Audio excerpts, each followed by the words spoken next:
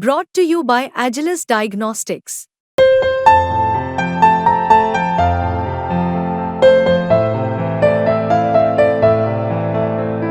Agilus Diagnostics.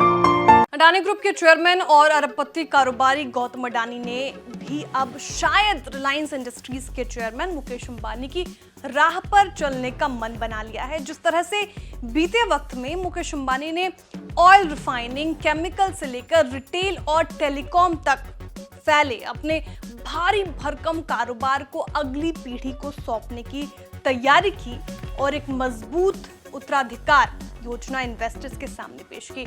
अब लगता है कि इसी तर्ज पर गौतम अडानी ने भी कुछ बड़े स्टेप्स उठाए हैं।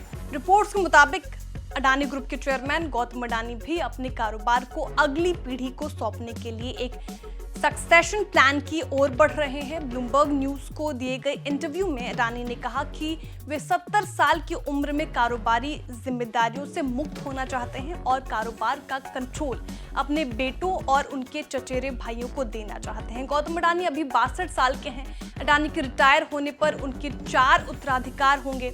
इनमें 2 उनके बेटे करण और जीत अडानी और 2 भतीजे प्रणव और सागर अडानी अहम है। रिपोर्ट्स के मुताबिक इन चारों को फैमिली ट्रस्ट में बराबर की हिस्सेदारी मिलेगी। रिपोर्ट में यह भी कहा गया कि एक गोपनीय एग्रीमेंट में अडानी ग्रुप की कंपनियों में इन उत्तराधिकारियों को स्टेक्स का बंटवारा कैसे होना है, इसका विस्तृत विवरण होगा।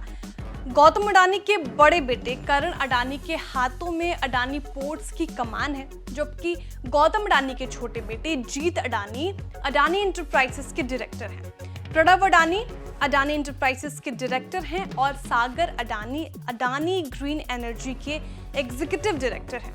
ब्लूमबर्ग की रिपोर्ट में कहा गया कि चेयरमैन पद के लिए प्रणव और करण एक सहज चुनाव है और इस इंटरव्यू में गौतम अडानी ने कहा कि बिजनेस सस्टेनेबिलिटी के लिए सक्सेशन बेहद महत्वपूर्ण हो जाता है, जरूरी है। उन्होंने कहा उन्होंने ये चुनाव दूसरी पीढ़ी पर छोड़ दिया है क्योंकि ट्रांजिशन ऑर्गेनिक, ग्रेजुअल और सिस्टमैटिक होना चाहिए। गौतम अडानी जब अपने पद से कार्य मुक्त होंगे तब भी एक ज्वाइंट डिसीजन मेकिंग की व्यवस्था चलती रहेगी ताकि किसी बड़ी क्राइसिस या जरूरत के वक्त कोई मुश्किल ना हो। ये रिपोर्ट ऐसे वक्त पर आई है जबकि अडानी ग्रुप की फ्लैगशिप कंपनी अडानी इंटरप्राइजेस का पहली तिमाही में नेट प्रॉफिट 2 गुने से भी ज्यादा बढ़ गया है।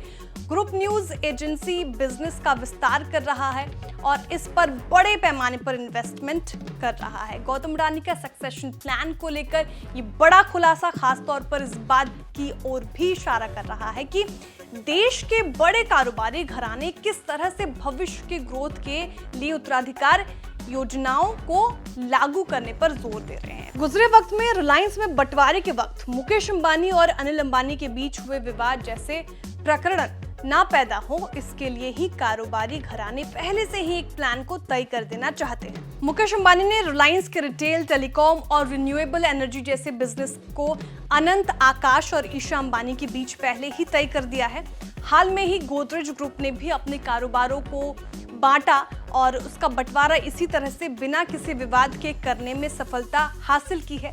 अब गौतम अडानी का उत्तराधिकार प्लान बनाना और अपने रिटायरमेंट के बारे में प्लानिंग एक सोची समझी रणनीति को दिखा रहा है। आपको ये रिपोर्ट कैसी लगी? कमेंट करके जरूर बताएं। वीडियो को लाइक करें, चैनल को सब्सक्राइब करें और देखते रहिए विस्तार।